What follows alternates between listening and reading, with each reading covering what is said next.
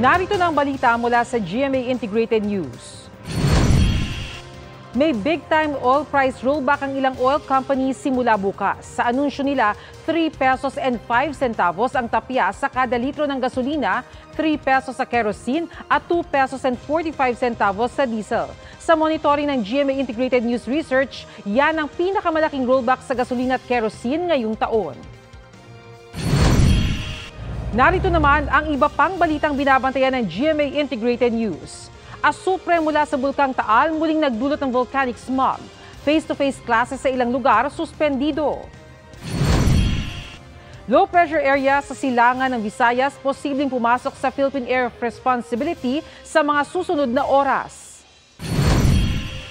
At Israel nagkasalang opensiba sa Gaza bilang ganti sa pag-atake ng grupong Hamas.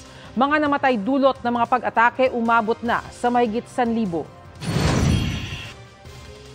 Para sa mas malaking misyon at mas malawak na paglilingkod sa bayan, ako po si Bernadette Reyes ng GMA Integrated News, ang News Authority ng Pilipino.